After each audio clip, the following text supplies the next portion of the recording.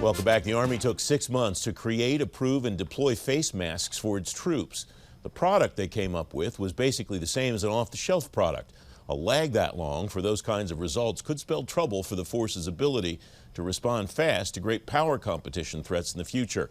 Carolyn Baxter is a research fellow at the Eurasia Group Foundation. She's writing in Defense News about the procurement system. Carolyn, welcome. Thanks for coming on the program. What do we take away from what we learned about this face mask issue and how it applies to what troops will need during great power competition?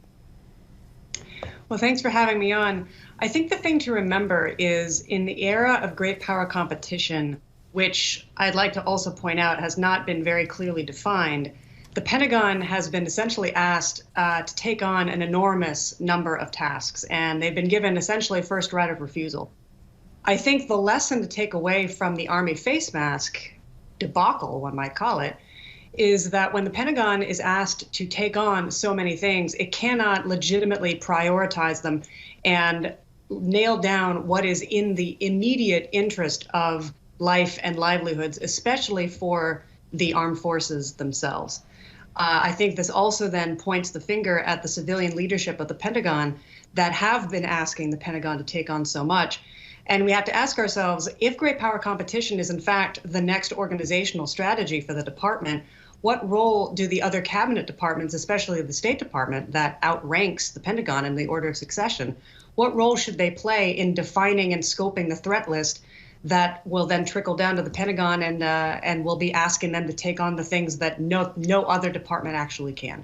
As I read your piece, the thing that jumped out at me was the cultural issue at the department and the consistency of it. I mean, throughout the entire history of the United States, the culture of the War Department and then the Defense Department has been when we need something, we go out and figure out what it is and create it or contract it to be created, rather than, as you allude to with these masks, a pack of 20 N95 masks at Home Depot costs about $20. How do we break that culture, and how does the breaking of that culture potentially apply to the way that we're thinking about trying to counter threats from China and Russia? So it's a good question, and it's worth also keeping in mind that the acquisitions procedural processes are very old, and they exist for a reason. And so there's kind of two lessons to think about when it comes to great power competition and aligning that process with what we're asking them to do now. The acquisitions process as it stands has been around for decades, and it's very good at buying the heavy equipment and machinery for great power warfare. What great power competition is essentially asking the Pentagon to do is consider the threats that are, as the Army Chief of Staff himself said, below the threshold of major power war. The goal of great power competition for some is to keep it outside of the level of an actual hot kinetic conflict. It's very hard, as I mentioned in the piece, to align a procurement system that is made to create the space and time to buy the major weaponry of war with a strategy that is seeking to avoid war itself through competition. So I wouldn't say that we need to amend or change the procedure that we use to buy those weapons necessarily, so much so then we need to create the space for the rest of government to figure out what actually are our vital national security interests. I think since the end of the Cold War, we've lost that thread quite significantly. And now, since 9/11, since the war on terror encouraged the Pentagon to balloon to such an extent, my worry is that great power competition is sort of the next generation of the war on terror, this diaphanous, hard to explain concept that provides essentially a blank check for the Pentagon to take on more than it can chew, and in effect, as we've seen with the face masks, be unable to quickly respond to the things that are actually killing people today. What would you like to see strategy-wise in maybe a next national defense strategy, in a QDR, some other type of policy document to put meat on those bones, Caroline, to make it clear this is what we as a nation, or this is what we as a national security apparatus in the current administration believe great power competition means? So I think the first step is to peel apart the things that we include in the laundry list today out of what we call this new strategy. if great power competition includes things like economic competition, it's sort of disingenuous to wrap that into a new shiny concept when in fact economic competition is as old as nation states themselves.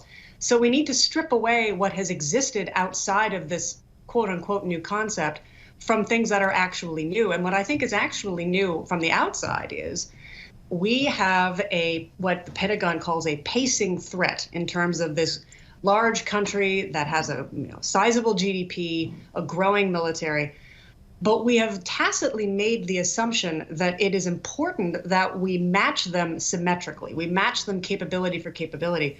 So the first thing I'd like to see is the Pentagon to articulate why it is in the interest of the average American taxpayer to defend, say, the Senkakus. What does it matter to a nurse practitioner in Topeka, Kansas, that her tax dollars are going towards the Navy to ensure freedom of navigation operations? Making that thread articulated and clear, I think, is a very critical thing to do. And it's been sort of hand-waved away for a long time, thinking that, well, national security is beyond the purview of the American people, when I think that's vaguely insulting. I think the American people have a right to know why this is important to them. And I think the next NDS and NSS and QDR, whatever the next iteration of that would be, needs to make that very clear. And then the second thing is break that apart from what the State Department, the Department of the Treasury, all the other cabinet departments and agencies should be doing.